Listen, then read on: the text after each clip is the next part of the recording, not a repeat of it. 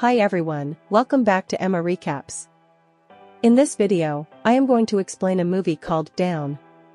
Before going to the video, I wish you all to be well and happy.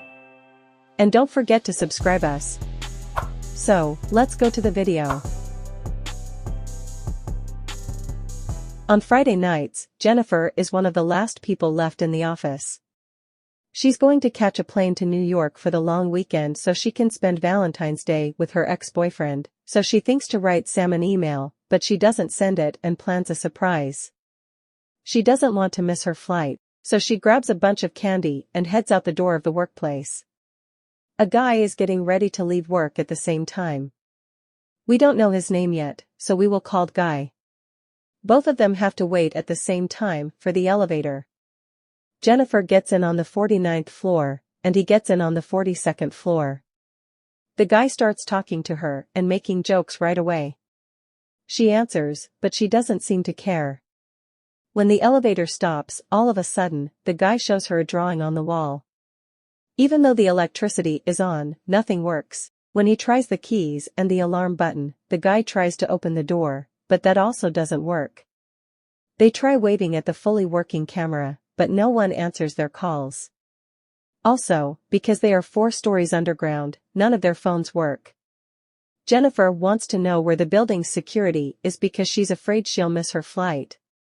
After 15 minutes, they try to get help by calling out and banging on the door, but no one hears them.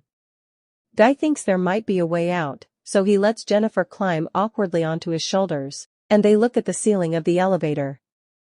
He puts her down because she injured her hand a little by banging on it. After an hour, Jennifer realizes she won't make it to her flight. Guy also jokes about it.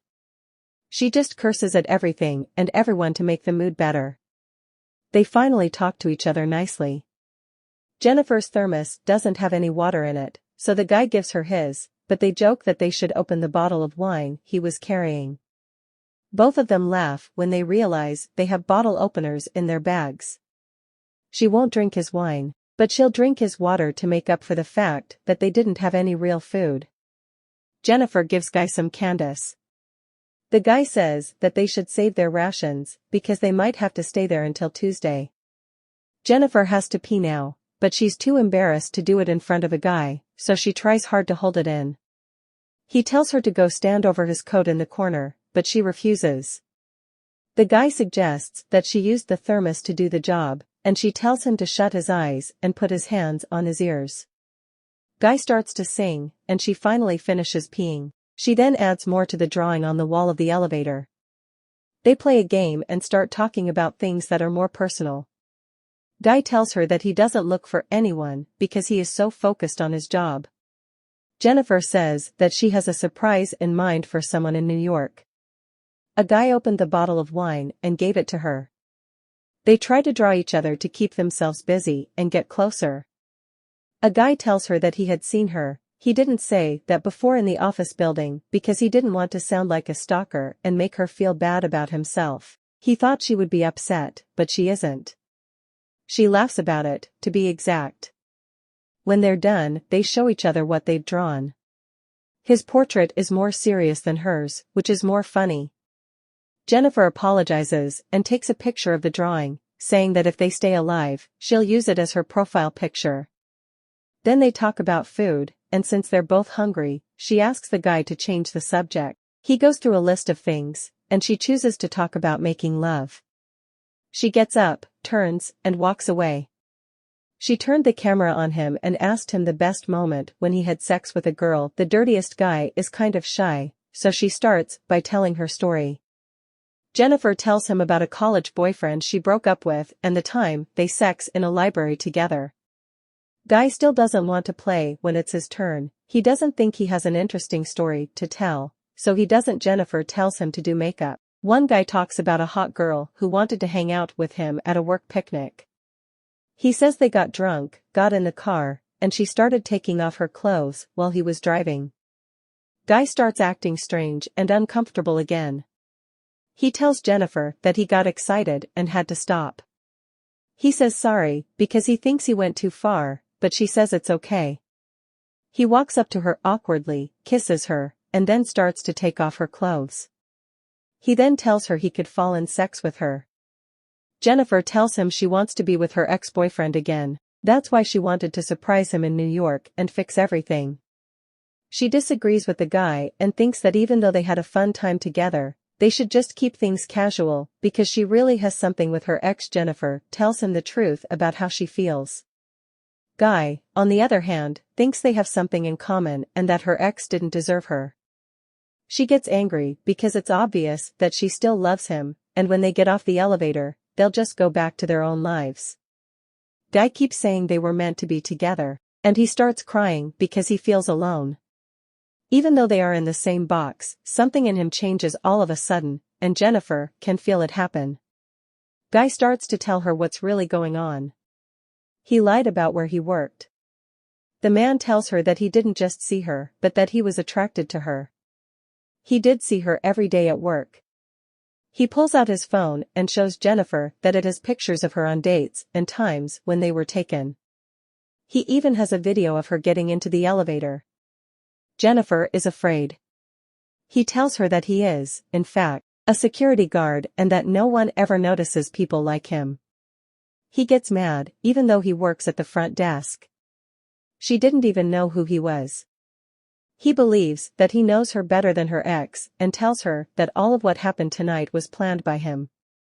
A guy gets a key out of his pocket and opens the elevator. Jennifer says that she can't believe what he did to her. She said that she'll call the police and he'll be locked up, which bothers him, so he grabs her and starts fighting. During the fight, Jennifer breaks the elevator key when she kicks around with her legs. They keep fighting, and she hits him in the head with her shoe. Jennifer worries about whether she killed him, so she tried to wake him up. Suddenly, he jumps up and knocks her down. Both of them stay asleep in the elevator. When Jennifer wakes up after a while, the man is there. She asks why he did what he did. He did this because he wanted her to get away from everything so they could get to know each other as people. He says they did more than just go out on a date. Jennifer is hoping that someone will come and get them. The bad news is that she finds out that the guy has taken all the shifts for that weekend and that the other two guards won't be coming until Tuesday. She wants to send the guy to prison. He says that he never made her do anything against her will. Jennifer tells him that he kidnapped her, which makes him more and more angry. When he gets quiet, he opens the gift that Jennifer got for her ex-boyfriend from the store. He finds a shirt and a bag in the box. The guy puts on the shirt and tells Jennifer to open the rest of the present. When Jennifer opens the box, she sees cigars and the tools they need, like cigar scissors and a lighter. He lights a cigar and wishes her a happy day. Later, Guy tells Jennifer that he's sorry for staring at her and asks her if they can be friends again. He asks for a second chance and tells her she doesn't have to answer right away, but to give it some thought. The guy says something about the travel ad playing in the elevator, saying that the people in the video look like they are having a good time. He tells Jennifer that he will take her to the resort. From the ad, the light and elevator are bothering him, so he uses Jennifer's thermos to break them. Then he notices the panels and thinks he can remove them and escape. He asks Jennifer to help him get up there and tells her that he'll be back for her, but Jennifer thinks it would be easier if he helped her because she doesn't have enough strength. He doesn't think she'll come back for him, and he thinks she'll call the police. Jennifer tells him everything he wants to hear and makes him agree to help her. She climbs onto his shoulders and pulls him out of the elevator. He tells her where to find the ladder and the door. Jennifer looks back at him and gives him the middle finger, pissing him off. As she goes up the ladder, he figures out how to escape. A guy ties together two pieces of clothing and throws them over the beam of the elevator as he starts to climb up. Jennifer is already moving toward the door. He says to her that she should run because she is about to die. When Jennifer is almost at the door, he already gets to the same level as her and follows her. She opens the door and yells for help. Then he hits her hard and throws them both back into the elevator. Both of them fall unconscious. Jennifer is the first to wake up. When she sees the fire sprinklers, she comes up with a new plan to get out. She tries to set off the fire alarms by lighting a cigar. As the elevator fills with smoke, a guy wakes up. She punches him, breaking his nose with a piece of clothing. Jennifer is able to hold him, and he tells her that the fire alarm won't go off, but that they will get wet and die from the electricity. Jennifer tells him she will hurt him very badly if he doesn't tell her everything he's done to her on camera. She turns on her camera and records herself as she talks about what happened and what she knows about it. Jennifer points the camera at him and asks him what his real name is. He says that his name is John. John says that he meant for them to get stuck in the elevator. Even more, he curled the drawing thing on the wall. He stopped the elevator with the key when she wasn't looking. Jennifer gets in to admit that he was the one who put her in the elevator. John admits to trapping and kidnapping her. He says everything on camera. John tells her that he just wanted to go on a date with her. If he had just asked her out, she would have said no to him. John tells her what he used to do before he started working as a security guard. He was a really hotshot accountant who worked for a big company. John says to her that the story about the girl in the car was true, but it didn't end the way he said it did. He missed his turn and drove straight into a ravine. The cart turned over 7 times before a tree got in the way. The girl died when she hit the ground. John only got 6 months in prison because he had the money and skills to stay out. When he got out of prison, he could only get a job as a security guard. After a few months, he wanted to go back to being himself and feel it for a while. Jennifer is still not sure why he picked her. He says it's because she's so good. On Monday, they're still stuck. Eddie, who was also a security guard, comes to the building to show his new girlfriend the roof. He looks for John, but he can't find him. He looks at the security cameras. Eddie sees John and Jennifer stuck in the elevator. He tries to have a conversation with him, which wakes them up. Jennifer begs him to take them out. He tells her that he'll come down and get them out. Eddie walks to the elevator while his girlfriend is sleeping on the couch. He uses a crowbar to open the doors. Jennifer is ready to leave as soon as possible, but he tells her that he can't do anything until he opens the doors all the way. First, suddenly, John knocks her out. He tells Eddie he's there and gives John his keys. Eddie says he'll climb in to help him because it's not working. He gets stuck in the elevator when John turns on the elevator and cuts him in half. He knocks Jennifer out again, then puts her in the trunk of his car. John goes back into the building and throws Eddie's dead body and clothes away.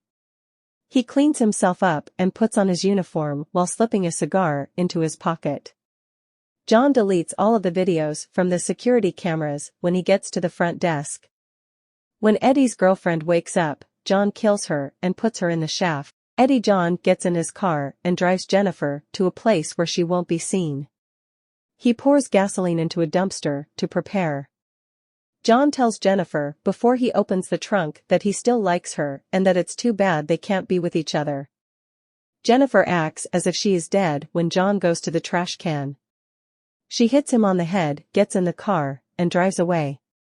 She stops at one point when she sees the lit cigar in the tray. Jennifer starts backing up the car and hits John. In the last scene, she goes outside and sees him in the trash. Jennifer lights the cigar and then throws the lit bud into the trash, which kills John. If you'd like to watch more movies like this, don't forget to subscribe to us and keep the bell button to all. See you again in the next video. Thanks.